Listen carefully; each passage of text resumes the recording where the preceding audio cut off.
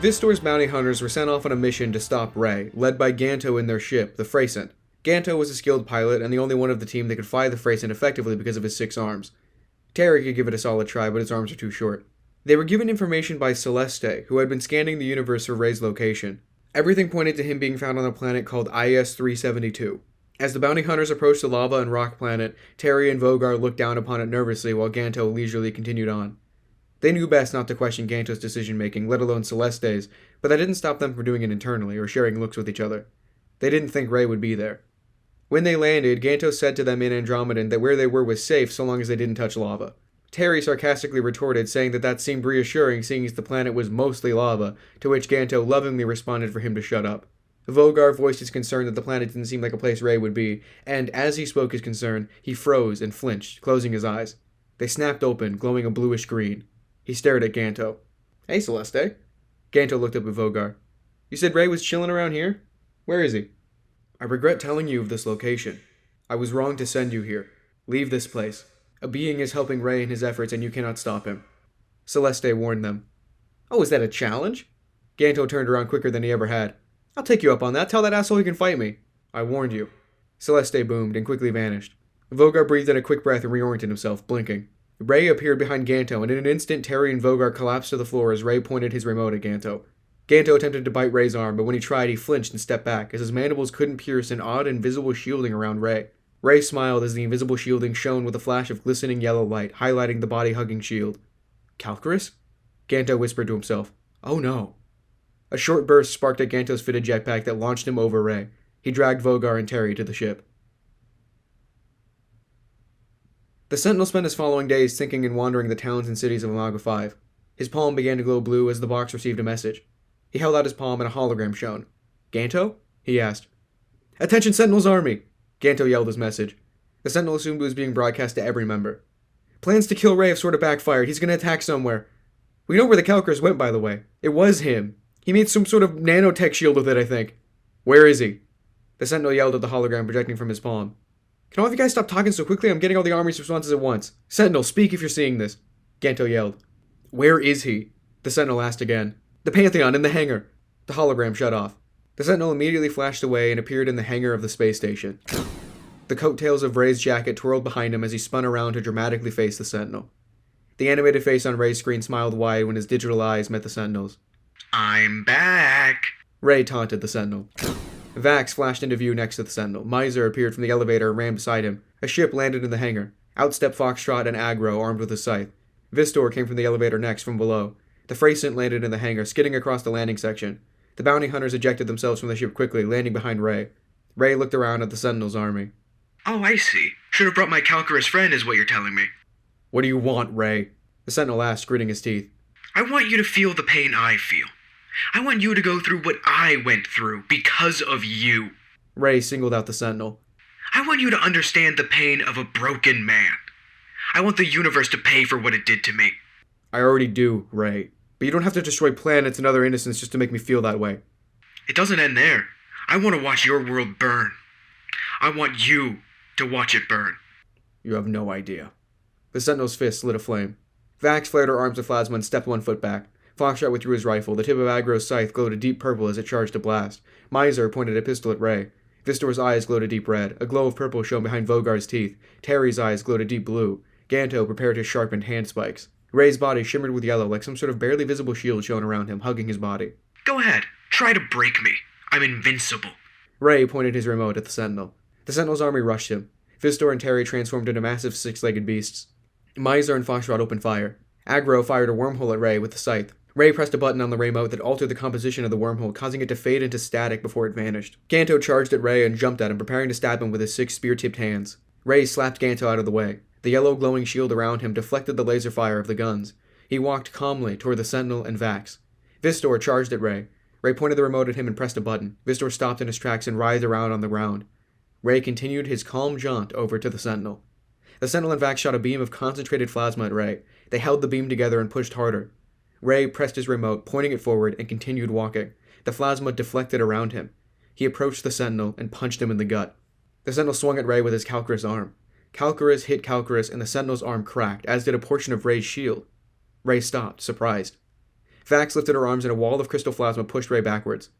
Vogar shapeshifted into a rhino-like creature and charged at Ray. Ray dodged him and Vogar hit a wall. He transformed back into a guard and raised his arms. Roots of plasma surrounded Ray's legs and trapped him to the ground. Terry ran at Ray in his beast form. He headbutted Ray as hard as he could and stumbled back. The hit did nothing. Ray pressed the remote and roots around him vanished into static.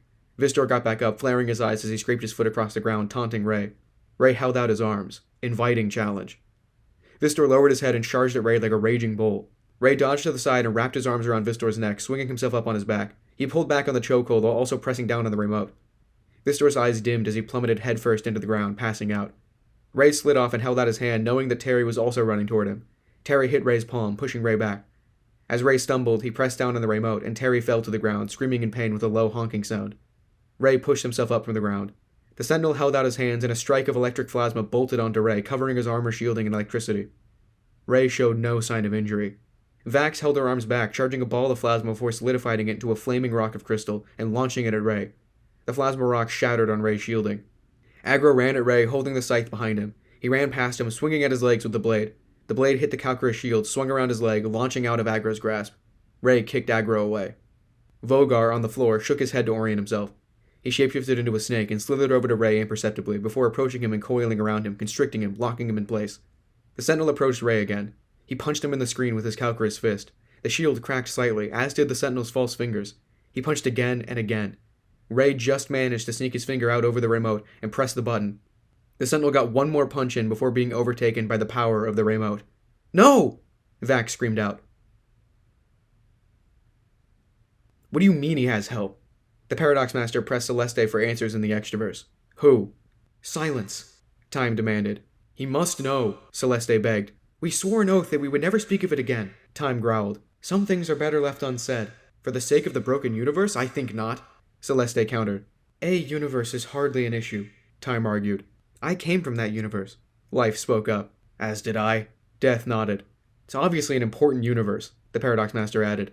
"Need I remind you that the end of this universe marks the beginning of the destruction of the multiverse, and you know full well that—" Celeste tried to elaborate. "I said silence!" Time demanded over Celeste's voice. The Extraverse echoed with Time's ethereal voice for a few moments before the Paradox Master said, "So Ray's there now? At the Pantheon?" "Yes," Time said softly. "I need to help them." The Paradox Master stood up and stepped away from his throne. "You need to stay. Remember your promise." Time held up her hand, freezing the Paradox Master in place. "Let him go!" Celeste commanded. The Paradox Master struggled to move forward, slightly fighting back the influence of Time, which surprised her. "Not yet," Time insisted. "Let me go!" The Paradox Master leaned forward and Time held back harder. Celeste lifted his hand and sparked plasma at Time's hand. Time flicked her wrist in response, breaking the hold on the Paradox Master, who instantly flashed away after he was released. The Sentinel fell to his knees, and his surroundings stretched around him. He was floating in space, alone. He looked around, terrified. The universe was ending around him. A large mountain stood isolated in an empty field. The mountain peak was clouded with a raging storm. Red lightning struck atop the mountain, and space ripped before it. The Sentinel shook his head, and the image faded from his mind, though the sounds of the rumbling thunder continued. He was soon met with the face of a woman he'd never seen before. Her hair was pitch black, as were her eyes. She held out her hand for the Sentinel's face and vanished. Sensing something behind him, he turned around and saw Vax floating ahead of him. The Sentinel held out his arm and she vanished, stretching out into the infinite abyss of collapsing space. Celeste stood before the Sentinel, grumbling, "Fear the empty throne." Death echoed his warning, "Fear the empty throne." "Get out of my head!" the Sentinel yelled. "Leave me alone!" Everything fell into darkness. A figure approached the Sentinel. His blue suit stood out in the darkness, as did his yellow tie and flowing coattails. It was Ray, helmetless. The face of a clone with blonde hair and a white film over his eyes stood before him, speaking. It's weird to associate a human face with all your pain, isn't it? His voice wasn't as shrill or terrifying. It was eerily normal. It was the Sentinel's voice, as it were in his third incarnation. "I am the face of your nightmares." He spoke. "I will be the last face you think of when you die." Ray's hand caressed the side of the Sentinel's face as he smiled. "It'll be a shame to see this face go, but all good things must suffer until they are better." "Sentinel!" A terrified voice screamed. The blackness faded, and he looked up at Ray, lowering his remote, stopping the visions. Vogar lay injured on the floor. The Sentinel was back in the hangar, staring up at the screen of Ray and the bloody blade of Aggro's scythe that he held in his hands. "Sentinel!" Vax yelled for him behind tears, stretching her arms out toward him. Foxtrot held her back as best he could. The Sentinel couldn't turn his head. He didn't know why she was screaming. His vision blurred as his head fell from his body to the ground. His vision faded, and the sound left him. The Sentinel's body hit the floor, and Ray smiled. Pop goes the weasel. The Sentinel was dead. "You monster!" Vax screamed at the top of her lungs. She elbowed Foxtrot, forcing him to let go of her. Vax approached Ray and blasted him with a wave of plasma so strong that it sent him and the scythe flying. Vax ran to the Sentinel's body and kneeled down and quickly formed a rev stone from the Sentinel's forehead. Foxtrot stared at the disembodied head of the Sentinel, remembering. The rest of the Sentinel's army bombarded Ray with everything they had. Vax stayed back, holding onto the stone. The box dislodged itself from the Sentinel's palm and floated over to Vax. Time slowed down for her. Foxtrot and Aggro charged at Ray.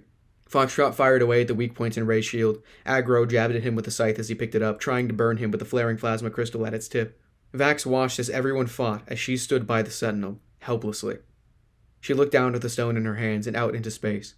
Time quickly resumed, and the weight of the situation fell on her in an instant. "No!" she screamed, kneeling over the Sentinel's body. "No!" Vistor stood back up in his beast form and smacked Ray across the room with his tail. Ray laughed maniacally while being beat up, thrown across the room and tortured. I killed the Sentinel! He chanted victoriously. Say goodbye to your savior! He laughed. The Paradox Master flashed into view, skidding across the floor in a confused daze before he righted himself. He looked around the room, trying to put together what happened.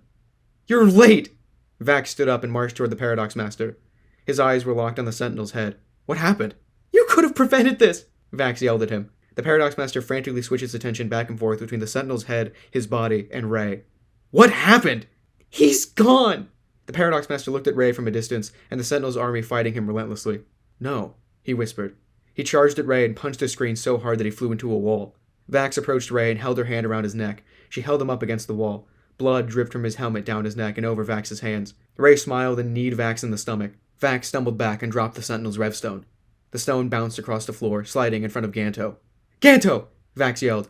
Ganto picked it up. Ray ran to him and landed an uppercut. Ganto flipped backwards, flying into a wall and slamming onto the floor. The stone also flew into the air. Ray teleported away, appearing just under where the stone would fall, and he grasped it in his hand. "No!" Vax screamed. Ganto looked up, assessing the situation and holding his hands to his head. "I don't know what to do." "Uront Mornos!" Vogar exclaimed, floating backwards away from Ray. Terry and Vistor both returned to their slug-like forms. The Paradox Master stared down Ray angrily as he held up the glowing stone victoriously. Miser, Foxtrot, and Aggro stood behind the rest and lowered their weapons. They were giving up. Toodaloo. Ray smiled, waving his hand. He vanished. "No!" Vax ran at the wall where he once stood. She banged at the wall with her fist relentlessly. "No! No! No!" The Sentinel's army stood around silently. Vax turned around and scolded them. "Why didn't you fight harder?" she asked behind tears. "You let him die!" She fell to her knees. "He's gone." The Sentinel's army stumbled, sitting on the hangar floor to recollect themselves. The Paradox Master stood, staring at the Sentinel's body and head. "He can't be dead," he whispered. "It happened so fast." He turned to Vax. "I'm so sorry." "No, you're not." Vax looked up, her eyes red. "You would have come sooner if you were. You have a time machine. You have no excuse for being late." "How are we supposed to save the universe without a Sentinel?" Foxtrot asked aloud. "We're doomed," Miser spoke softly. "I just wanted to collect the bounty," Ganto admitted. The rest of the Sentinel's army turned their attention to him. "This is bigger than me." "This is different," Aggro admitted. "But we can figure this out." Vax cried into her hands, knelt over on the floor. She wept helplessly, and stood up, clumsily heading to the Freycent sitting in the hangar. "Hey!" Ganto chased after Vax as the rest of the Sentinel's army watched, confused. Vax jumped into the ship, and Ganto jumped in after her to stop her, but the ship took off and boosted into space.